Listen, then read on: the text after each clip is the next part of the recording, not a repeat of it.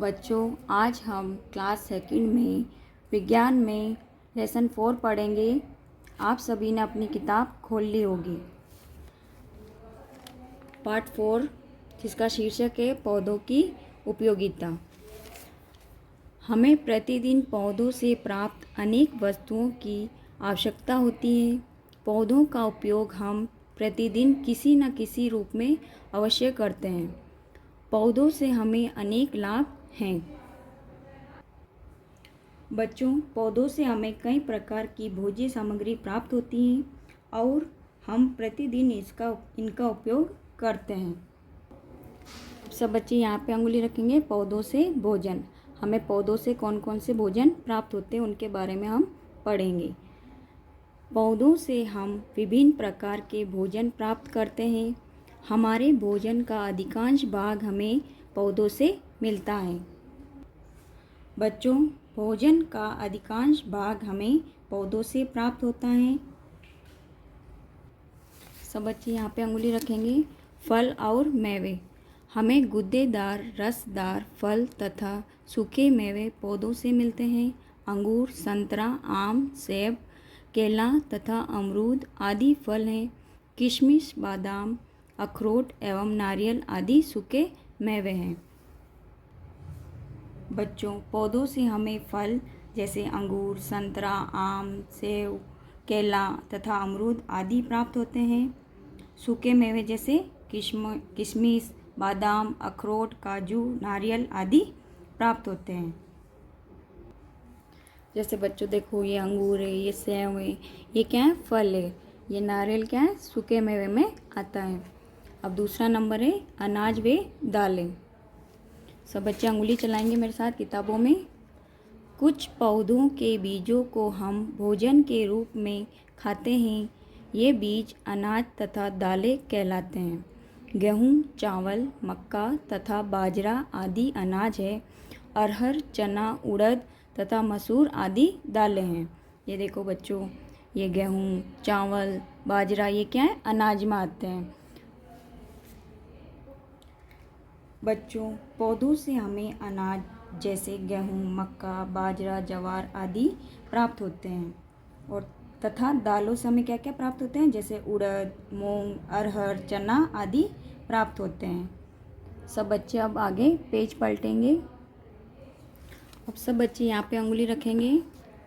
तेल वाले पौधे। हमें तेल किन किन से प्राप्त होता है? देखो, ये सरसों का पौधा है। सरसों के बीजों से हमें तेल मिलता है।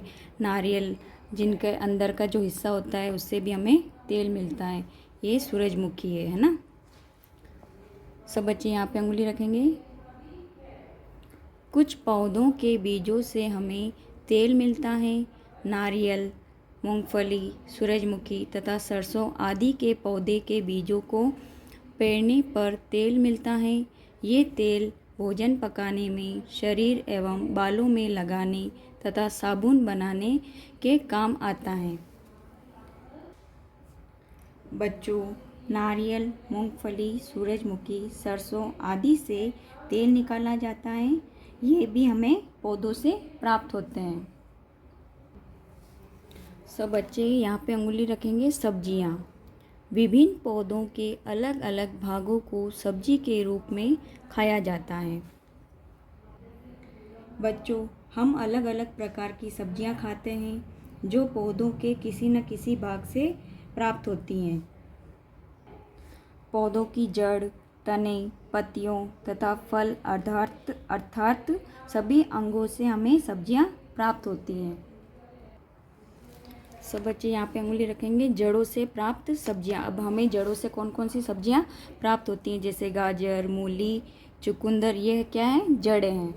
अब आगे यहाँ देखो, हम कुछ पौधों की जड़ें खाते हैं। मूली, गाजर तथा चुकंदर आदि ऐसी ही जड़ें हैं।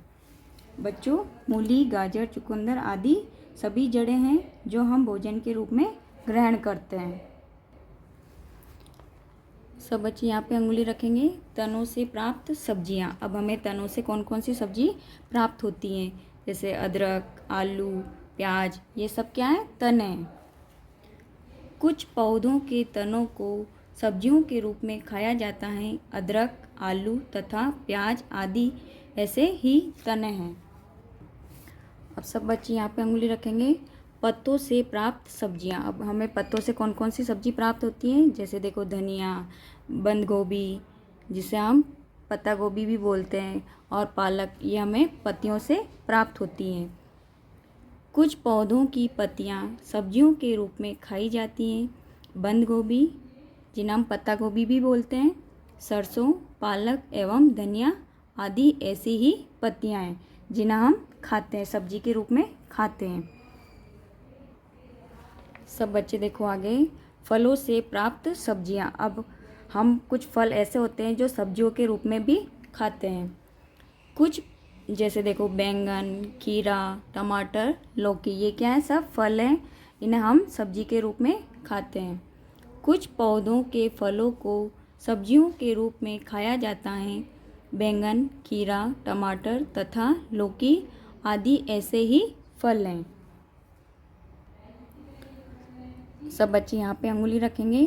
पौधों से प्राप्त अन्य उपयोगी सामान। हमें पौधों से कौन कौन से उपयोगी सामान मिलते हैं उसके बारे में हम पढ़ेंगे।